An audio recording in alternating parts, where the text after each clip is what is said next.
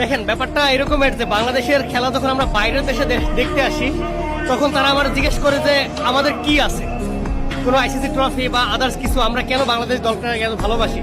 আসলে আমরা যে ওই যে আবেগ দিয়ে বলি আমাদের লাল সবুজ আমাদের ভালোবাসা, ভাই বিশ্বাস করেন এটা বাদে আমাদের আহামরিয়ার কিছুই নাই। কারণ আমাদের সত্যিই তো আমাদের কোনো ট্রফি নাই, কিছু না। বাট আজকে ম্যাচটা আমাদের জেতা উচিত ছিল। লাইক মেহেদী হাসান মিরাজ আজকে নতুন ক্যাপ্টেন্সি পাইলেন অনেক দিনের জন্য।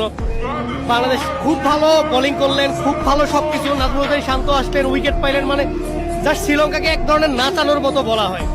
কিন্তু আলটিমেটলি দেখেন কি হইলো, বাংলাদেশ সেই ব্যাটিং ক্লাব। মানে আমি জাস্ট একটু বাইরে বের হয়েছি, দেখি 2-3টা উইকেট নাই। মানে দেশের বাইরে যখন খেলা দেখতে আসি, মানে ওরা হচ্ছে কি আমার স্নেক ডান্স দিতেছে, আমার সাথে ফাইজলামি করতেছে, বাট তারা ফান করতেছে। কিন্তু ব্যাপারটা হচ্ছে কি আমার কিন্তু ভিতরে খুব খারাপ লাগতেছে। কারণ দেশের বাইরে যখন খেলা দেখতে আসি তখন এই জিনিসটা আরো বেশি ফিল করা যায়। কারণ এখানে দেখা যায় যে আমরা কেউই নাই, হয়তো 4-5